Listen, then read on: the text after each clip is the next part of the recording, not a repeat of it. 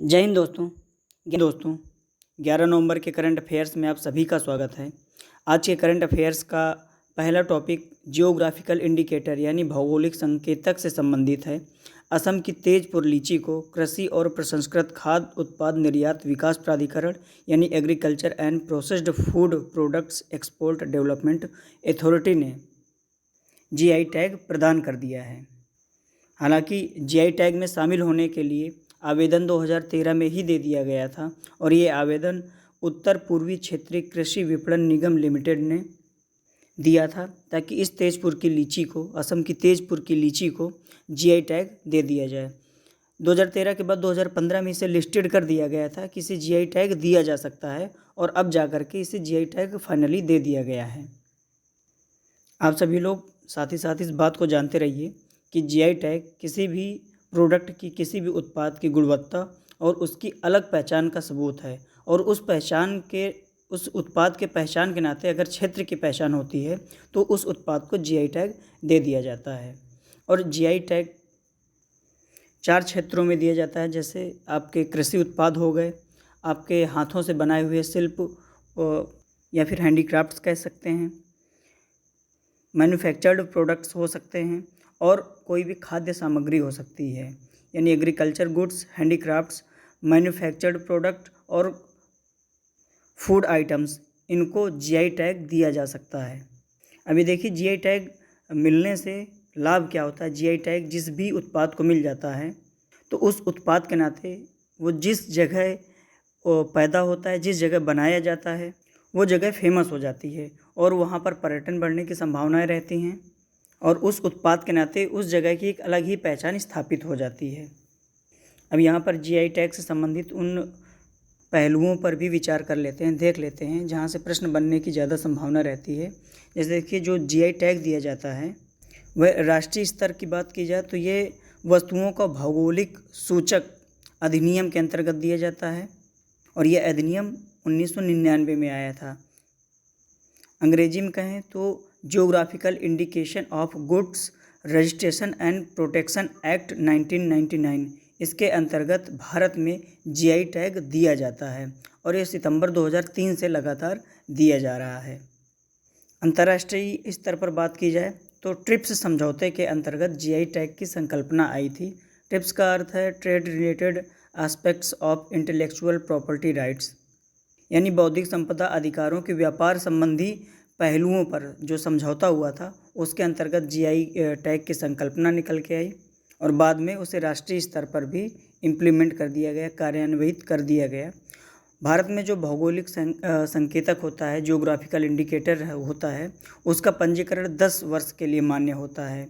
जैसे इस असम की तेजपुर लीची का पंजीकरण 2020 में फाइनल हो गया तो इसे 2030 में फिर से अप्लाई करना होगा, तभी इसे जीआई टैग में शामिल सूची में माना जाएगा, नहीं तो 2030 के बाद इसे जीआई टैग से बाहर कर दिया जाएगा।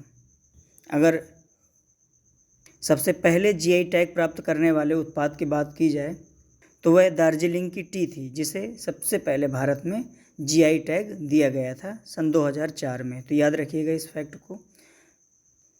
असम में 2 फैक्ट और हैं। असम के मुख्यमंत्री सर्बानंद सोनोवाल हैं और राज्यपाल प्रोफेसर जगदीश मुखी हैं, इसे भी याद रखिएगा। अब चलते हैं दूसरे टॉपिक की तरफ। दूसरा टॉपिक भारत के सबसे महंगे साहित्यिक पुरस्कार के बारे में है, इसे ज़रूर याद रखिएगा। भारत का जो सबसे महंगा साहित्यिक पुरस्कार है अभी 3 साल पहले ही स्थापित हुआ है। ये इसका तीसरा संस्करण था, तीसरा वर्ष था इस पुरस्कार को दिए जाने का। ये जेसीबी साहित्य पुरस्कार है। ये भारत का सबसे महंगा साहित्यिक पुरस्कार है और 2020 का जेसीबी साहित्य पुरस्कार एस हरेश जीते हैं।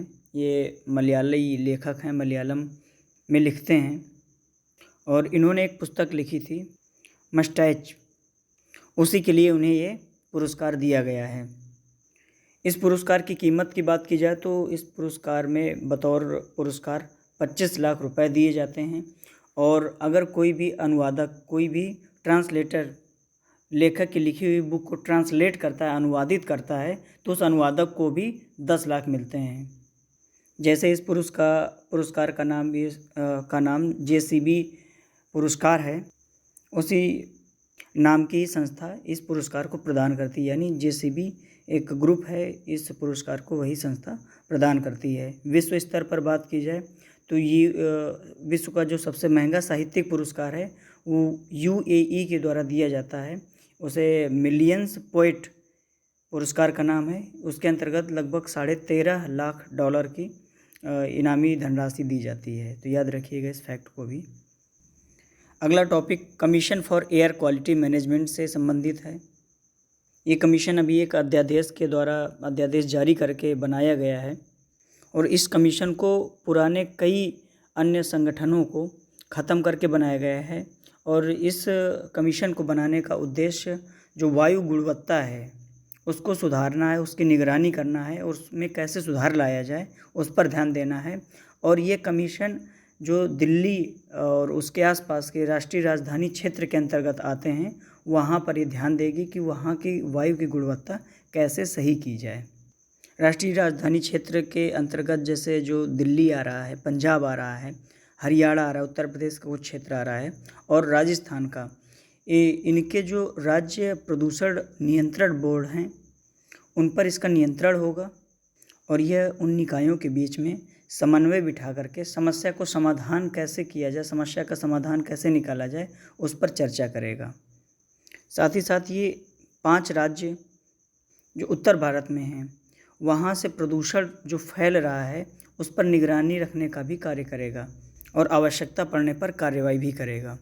तो इसी CAQM यानी commission for air quality management, इनके अध्यक्ष को चुना गया है और इनका नाम MM कुट्टी है। ये पहले IAS थे और अब ये commission for air quality management के अध्यक्ष बन गए हैं, याद रखिएगा इन्हें।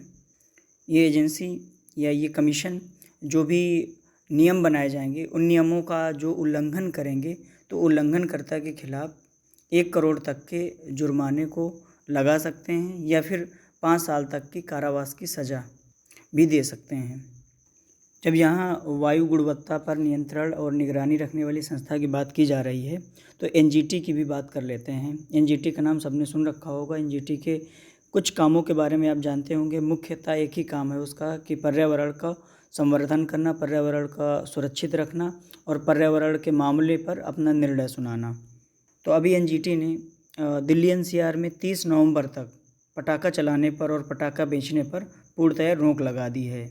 इसके अतिरिक्त तो उसका कहना है, NGT का कहना ये भी है कि जिन राज्यों में वायु की गुणवत्ता ख़राब है वहाँ भी ये प्रतिबंध वो लगा सकता है। तो NGT के बारे में कुछ पॉइंट्स हम देख लेते हैं, क्योंकि करंट अफेयर्स का ये तो 2 पॉइंट छोटे छोटे थे। पहला तो था कि जो commission for air quality management एक नई एजेंसी बनी है जो एयर पॉल्यूशन को मॉनिटर करेगी और उसे दूर करने के लिए अपने सुझाव देगी और आवश्यकता पड़ने पर आवश्यक कदम भी उठाएगी।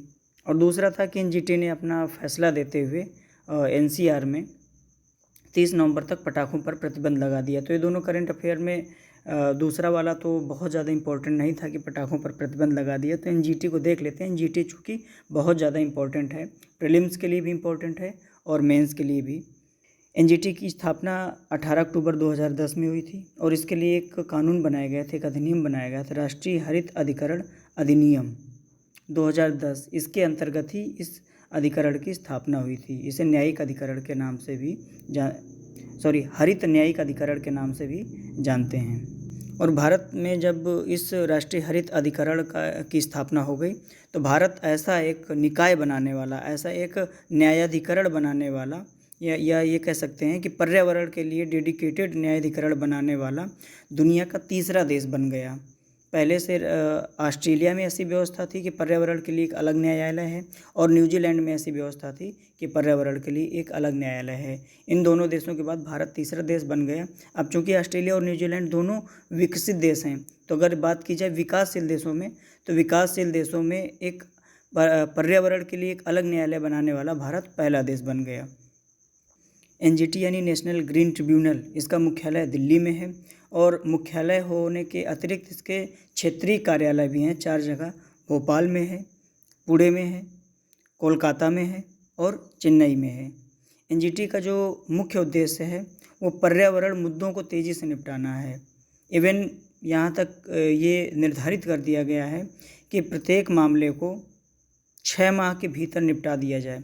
लेकिन चूँकि मामले बहुत ज़्यादा हो जाते हैं और बहुत ज़्यादा चुनौतियाँ आती हैं, बहुत व्यवधान आते हैं, जिस कारण से कुछ मामले 6 महीने में, अधिकांश मामले तो 6 महीने में ही निपटा देता है ये अधिकरण, लेकिन कुछ मामले ऐसे हैं जो 6 माह में भी निपट नहीं पाते हैं। लेकिन 6 माह में निपटाना अनिवार्य बनाया गया है कि कोई भी पर्यावरण से संबंधित मामला एनजीटी में आता है तो उसे 6 माह के भीतर ही निपटा दिया जाएगा। और दूसरा उद्देश्य इस अधिकरण को बनाने का ये था कि भारत के न्यायालयों में पहले से ही इतने अधिक मामले लंबित पड़े हुए हैं, इतने अधिक मामलों पे डिसीजन नहीं दिया जा सका है, पेंडिंग पड़े हैं, तो पर्यावरण संबंधित मामले आने पर उन न्यायालयों पर और अधिक बोझ पड़ रहा था। तो इसलिए भी एनजीटी की स्थापना की आवश्यकता महसूस की गई थी और फिर अंततः 2010 में इसकी स्थापना कर ही दी गई। अब देखिए एनजीटी का जो ढांचा होता है, जो एनजीटी की संरचना है राष्ट्रीय हरित अधिकरण की, उसमें अध्यक्ष होते हैं, न्यायिक सदस्य और विशेषज्ञ या विशेष सदस्य कह सकते हैं, जो किसी मामले में अपनी विशेषज्ञता रखते हों, वो शामिल होते हैं। और इन सभी का कार्यकाल 5 वर्ष के लिए होता है और एक बार जो व्यक्ति इस अधिकरण में अधिकारी बन जाता है और अपना कार्यकाल पूरा कर लेता है तो दोबारा फिर से नहीं चुना जाएगा, ऐसा इसमें नियम बनाया गया है। हरित अधिकरण के जो अध्यक्ष हैं उनकी नियुक्ति मुख्य न्यायाधीश करता है भारत का, या ये कह सकते हैं सुप्रीम कोर्ट का जो मुख्य न्यायाधीश होता है वो अध्यक्ष की नियुक्ति करता है। बाकी जो न्यायिक सदस्य और जो विशेषज्ञ सदस्य होते हैं इनकी नियुक्ति केंद्र एक चयन समिति बनाता है। वो चयन समिति जिन व्यक्तियों को चुनती है वही न्यायिक सदस्य और विशेषज्ञ सदस्य के रूप में शामिल किए जाते हैं। और इस जो नेशनल ग्रीन ट्रिब्यूनल है, राष्ट्रीय हरित अधिकरण है, इसमें कम से कम 10 सदस्य होने चाहिए और अधिकतम 20 सदस्य तक हो सकते हैं। 10 से कम सदस्य किसी भी स्थिति में नहीं रहने चाहिए। वर्तमान में ये जो एनजीटी है इसने भारतीय पर्यावरण को सुधारने में बहुत ज़्यादा इम्पोर्टेंट रोल अदा किया है, बहुत ज़्यादा महत्वपूर्ण भूमिका निभाई है। लेकिन पर्यावरण तभी ज़्यादा बेहतर हो पाएगा जब व्यक्तिगत स्तर पर पर्यावरण के सुधार के लिए, पर्यावरण के संरक्षण के लिए प्रयास किए जाएं। व्यक्तिगत स्तर का अर्थ है कि सामान्य व्यक्ति पर्यावरण सुधार के लिए, संरक्षण के लिए, संवर्धन के लिए प्रयास करे, तभी पर्यावरण को बचाया जा सकता है, पर्यावरण को और अधिक समृद्ध किया जा सकता है। नहीं तो ऐसे ही पर्यावरण प्रदूषण बढ़ता रहेगा। इसलिए आप लोग भी पर्यावरण को स्वच्छ रखने में ध्यान दें। चलते हैं अगले टॉपिक की तरफ। अगला टॉपिक डीआरडीओ से संबंधित है। डीआरडीओ ने अभी बसों के लिए जो आग लग जाती है उस आग की पहचान करने और उसको बुझाने के लिए एक टेक्नोलॉजी, एक अग्नि दमन प्रणाली का विकास किया है। इसको अग्नि पहचान और दमन प्रणाली कह सकते हैं। अंग्रेजी में अगर बोलें तो fire detection and suppression system, FDSS के रूप में भी जाना जा सकता है। ये काम क्या करेगी? ये करेगी ये तकनीकी कि अगर बस में कभी भी आग लगेगी तो जैसे ही पता चलेगा आग लगने का तो 1 सेकंड के 100वें हिस्से में आग का पता लगा लेगी और 1 मिनट में ही उस आग को पूरी तरह बुझा देगी। तो आप जैसे न्यूज़पेपर में पढ़ते रहते हैं कि कहीं कोई बस जल गई और उसमें स्कूली बस जल गई, उसमें बच्चे मर गए, कोई यात्री बस जल गई और उसमें 30 लोग 40 लोग जल करके मर गए। तो इस प्रकार की घटनाओं में रोक लगाने में सहायता मिलेगी। अब देखिए ये जो FDSS यानी fire detection and suppression system develop किया गया है, ये DRDO के अंदर भी एक कमान है, एक सेंटर है अलग, उसने इसे डेवलप किया है। उस सेंटर को centre for fire explosive and environment safety के नाम से जाना जाता है। इसने पहली बार ये काम नहीं किया है, ये तो बसों के लिए पहली बार किया है। उसने इस आग बुझाने वाली प्रणाली को, FDSS को युद्ध में जाने वाले टैंक, जहाज़ और पनडुब्बियों के लिए भी बनाया है। तो याद रखिएगा कि DRDO ने इस अग्निदमन प्रणाली को बनाया है और DRDO में भी एक सेंटर है, centre for fire explosive and environment safety, उसने इस सिस्टम को, इस टेक्नोलॉजी को डेवलप किया है। अब यहाँ देखिए एडिशनल जानकारी दी गई कि इस टेक्नोलॉजी में एक यात्री डिब्बे के लिए जो FDSS सिस्टम लगाया जाएगा उसमें 80 लीटर की क्षमता वाला एक पानी का टैंक रहेगा, लगभग 7 किलोग्राम 6.8 किलोग्राम है। लगभग 7 किलोग्राम का नाइट्रोजन सिलेंडर रहेगा और 200 बार तक दबाव डालने और 16 नंबर के एटमाइजर के साथ ट्यूबिंग का नेटवर्क शामिल रहेगा। इतनी चीज़ें शामिल हैं जो 1 मिनट में ही आग को बुझा देंगी। DRDO के बारे में थोड़ा सा जान लेते हैं। ये DRDO जिसे defence research and development organisation या फिर रक्षा अनुसंधान और विकास संस्थान के रूप में जाना जाता है। ये रक्षा मंत्रालय के अंतर्गत काम करता है। इसकी स्थापना 1958 में हुई थी और इसके वर्तमान में अध्यक्ष जी सतीश रेड्डी हैं और मुख्यालय इसका नई दिल्ली में है। इसे याद रखिएगा। जब राष्ट्रीय और अंतर्राष्ट्रीय संगठनों को पढ़ाऊंगा तब इसको डिटेल में जानेंगे। अभी एक संक्षेप में आप सभी को जानकारी दे रहा हूँ ताकि आप दिमाग पे इसका एक खाका बनाए रहिए। छोटी छोटी जानकारी आपको पता रहनी चाहिए। विस्तार में जब संगठनों को पढ़ेंगे, राष्ट्रीय और अंतर्राष्ट्रीय दोनों को, तब बहुत बेहतर ढंग से जानेंगे। अगला टॉपिक है शांति और विकास के लिए विश्व ज्ञान दिवस।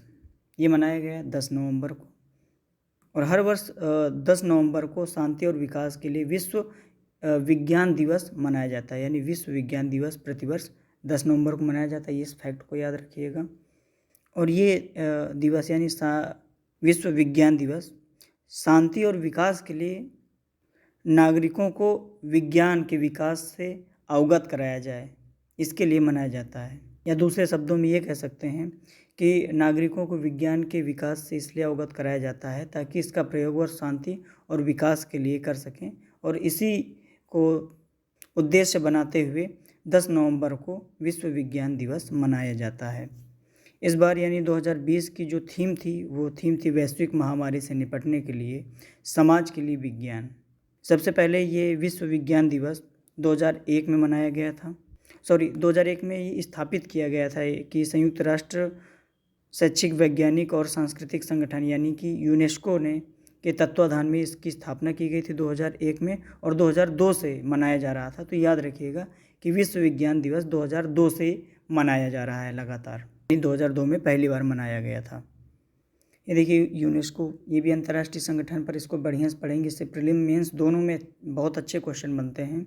इसके यूनेस्को के महानिदेशक के बारे में जान लीजिए, आंड्रे अजोले हैं। गठन 4 नवंबर 1946 है और मुख्यालय इसका फ्रांस में है। अगले टॉपिक की तरफ चलते हैं। अगला टॉपिक राष्ट्रीय शिक्षा दिवस। ये 11 नवंबर को मनाया जाता है और 2008 से ये हर साल 11 नवंबर को मनाया जा रहा है। ये भारत के जो पहले शिक्षा मंत्री थे अबुल कलाम आज़ाद, उनकी याद में हर वर्ष 11 नवंबर को राष्ट्रीय शिक्षा दिवस मनाया जाता है। याद रखिएगा इसको। इसके अतिरिक्त एक दिवस और इस दिन मनाया जाता है, इसे आर्मिस्टिस डे यानी कि युद्ध विराम दिवस के रूप में मनाया जाता है। और इस दिन को प्रथम विश्व युद्ध के अंत के प्रतीक के रूप में मनाया जाता है और इसे कुछ देशों में रिमेम्बरेंस डे के रूप में भी मनाया जाता है।